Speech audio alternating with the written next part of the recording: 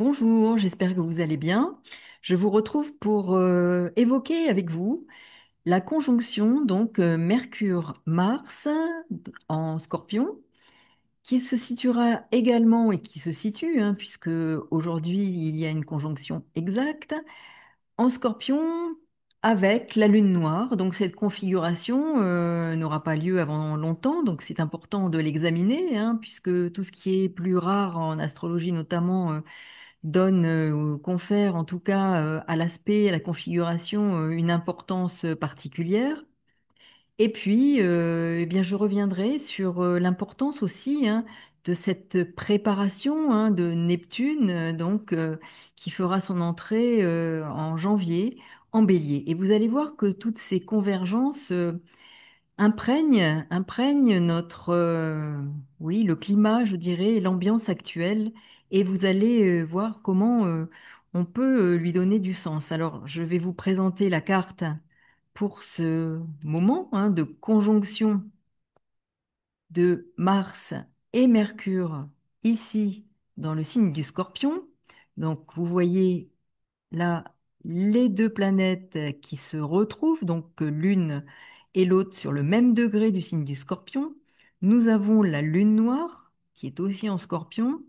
Donc ici, nous comprenons que, je dirais, l'ambiance, le climat que nous traversons ou qui nous traverse est empreint d'une intensité particulière. Mais vous allez comprendre ce que je souhaite aborder en particulier à travers oui, cette conjonction et toutes les configurations qui sont à l'œuvre, je dirais, en ce moment. Parce qu'en effet, euh, ce qui se joue et va se jouer appelle notre vigilance et surtout le discernement. Alors, j'évoque bien sûr cette convergence de sens à travers les configurations actuelles. Nous avons le nœud nord en poisson, Neptune qui va faire son retour en poisson, dernier degré, degré anarétique, 29e degré. Donc vous voyez la puissance de la signification de ces configurations. Pluton, premier degré du Verseau. Et je vais revenir sur cette articulation et ce dialogue entre les planètes et les configurations et les aspects qu'elles forment entre elles. Donc, discernement est essentiel. Alors, si j'évoque le discernement, c'est parce qu'en effet, en observant, en écoutant tout ce qui se joue autour de nous, en prenant un peu de recul, vous allez pouvoir discerner véritablement les enjeux sous-jacents. Le discernement, en effet, nous sert, je dirais, de boussole. Et la boussole actuellement, observez bien autour de vous.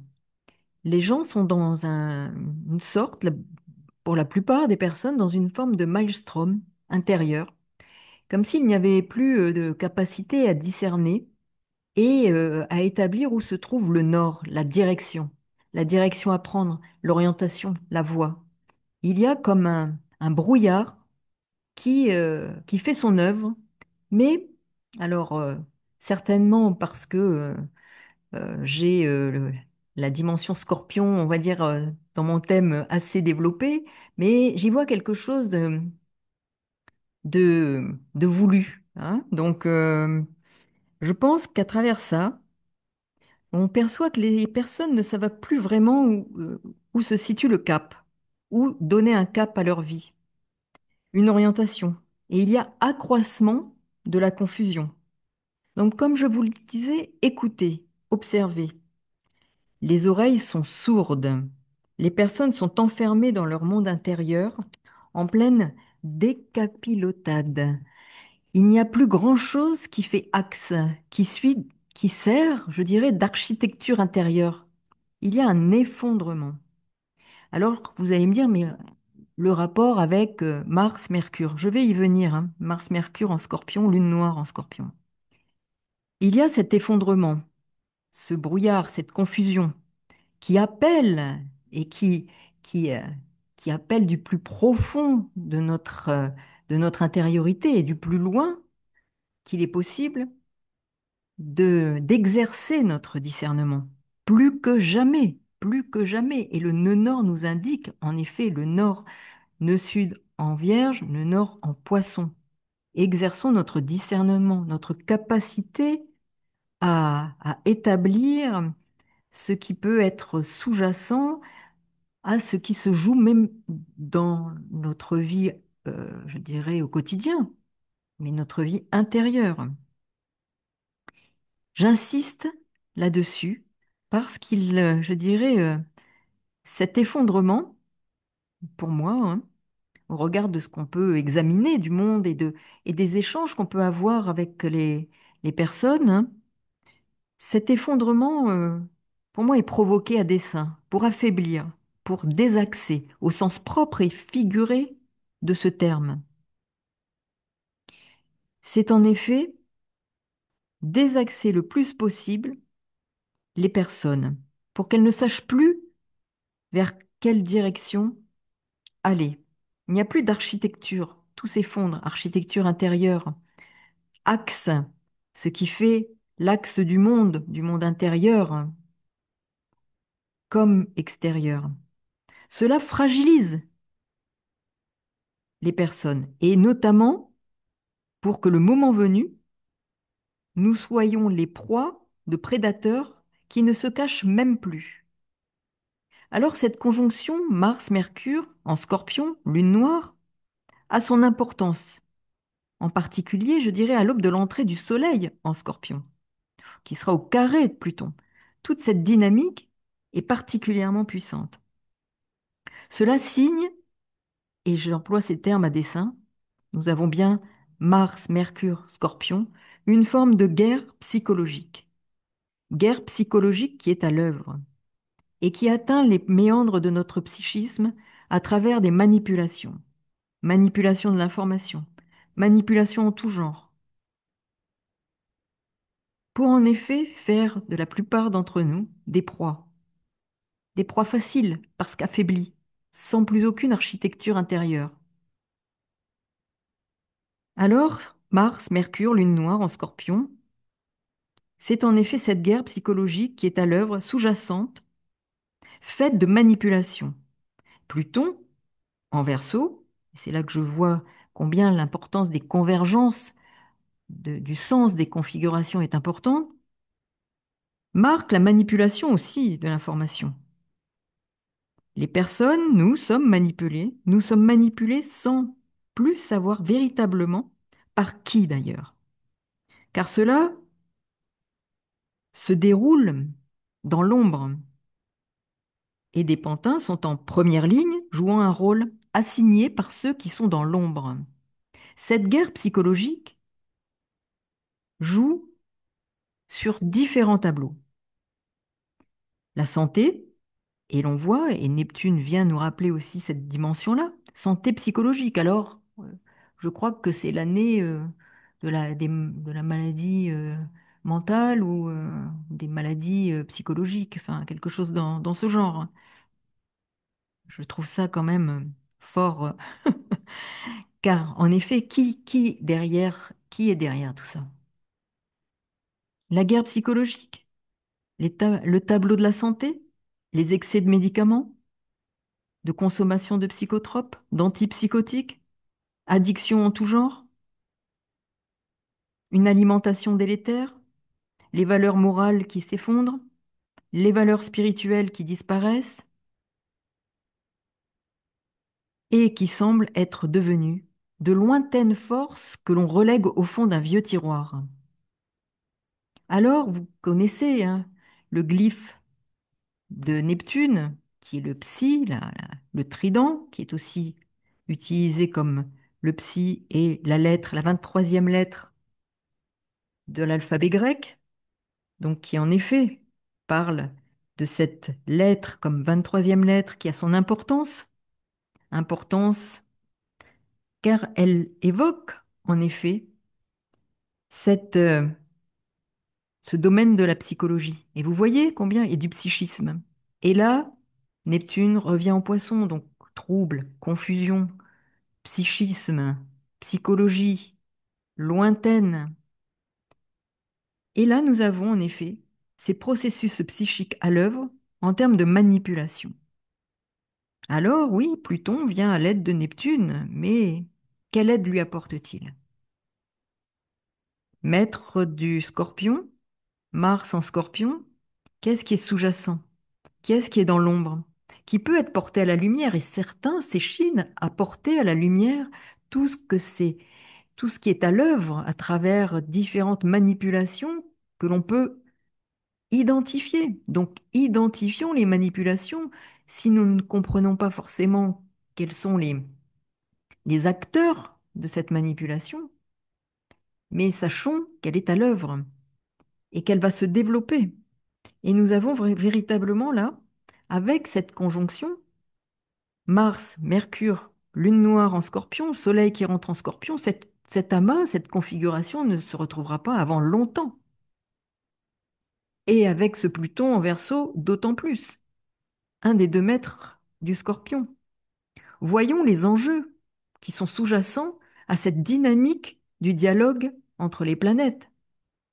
Dialogue qui nous crie, qui appelle notre attention et qui nous crie comme des alertes, mais pour beaucoup, nous restons sourds,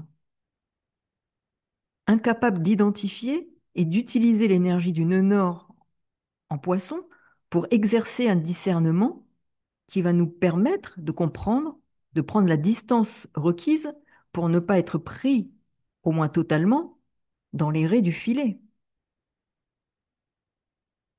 Donc, là, nous voyons bien que les processus en cours sont potentiellement des processus qui ont vocation à exercer une manipulation dans l'ombre et c'est important à l'avoir à l'esprit. Neptune, n'oublions pas, est une planète gazeuse qui est fascinante. Elle apporte, bien entendu, bien des qualités, mais aussi elle a des fonctions particulières à travers ce que représente le dieu Neptune. Et là, nous voyons bien l'enjeu, hein. Dernier degré du poisson, puis retour en bélier en janvier. Alors oui, Neptune contrôlait les eaux, hein, contrôlait les mers, les océans. C'est un symbole de l'autorité, de son autorité, ce trident. Il était aussi associé à la fertilité de la terre et des êtres vivants grâce à l'élément eau. Il est considéré comme un dieu puissant, redouté pour ses capacités à déchaîner les tempêtes. Alors quand il va être en bélier, soyons vigilants, mais ce sera peut-être nécessaire. Il a un caractère turbulent, Neptune. Il est décrit comme imprévisible, et ceci peut le rendre dangereux. Et puis, il y a la colère de Neptune, sa capacité à déchaîner les tempêtes et les tremblements de terre. Il est aussi considéré comme un dieu orgueilleux et fier de son pouvoir, ce qui a pu le conduire à entraîner en conflit les uns et les autres dieux. Alors nous voyons ici combien Neptune en bélier, quand il va faire son entrée, et nous voyons là, il termine, il est encore juste, je dirais, en bélier au moment de cette conjonction Mars-Mercure. C'est intéressant, sachant que Mars est la planète maîtresse du bélier. Donc nous voyons bien ce rapport-là d'aller-retour, de, de, de- de contact entre ces planètes, d'avancée, puis de recul, comme une hésitation, une préparation, comme si on tirait un élastique avant de laisser partir ce qui doit partir et cette puissance-là qui sera dans un signe de feu. Alors oui, cette énergie de Neptune en bélier, énergie créative, impulsive, qui peut indiquer une énergie puissante et des coups de tête. Une position également qui peut suggérer une spiritualité, une indépendance forte avec un désir de liberté et d'autonomie. Mais sachons ce que cette autonomie signifie. Sachons ce que cette liberté signifie. Elle doit être préparée, structurée, et ne pas faire partir dans tous les sens. Donc il y a ici, quelque part, dans cette préparation, mais aussi en sourdine, des éléments forts dont on doit prendre, euh, que l'on doit prendre en compte afin de mesurer combien il va être important pour chacun d'entre nous d'exercer toujours plus son discernement pour observer ce qui se passe dans les méandres sous-jacents de certains lieux de pouvoir, pour agir parfois et souvent, aujourd'hui de plus en plus, à l'encontre de, du bien-être, à l'encontre de la santé, à l'encontre de certaines valeurs morales, spirituelles, en laissant croire qu'il y a une liberté, alors que c'est une erreur et une illusion. Donc, je vous souhaite je dirais, d'utiliser le mieux possible les énergies en présence pour surtout être conscient qu'il est important de définir un cap si nous n'avons pas encore pu le définir, un cap, une orientation solide en soi, pour soi, qui pour chacun d'entre nous sera importante parce que si chacun arrive à définir une orientation forte, solide, fondée sur des valeurs fortes, chacun avec cette entrée de Pluton en Verseau, hein, Verseau qui est l'union aussi d'une forme d'association d'humains pour une évolution, mais une évolution positive. Donc vers quoi voulons-nous aller? Donnons-nous, définissons un cap fort intérieur afin d'aller et de nous orienter vers ce qui nous permettra de nous développer au mieux et de ne pas aller vers je dirais, les forces inférieures qui peuvent être aussi présentées par chaque planète et par chaque signe. Je vous souhaite une bonne continuation et à bientôt pour de nouvelles aventures astrales. À bientôt. Au revoir.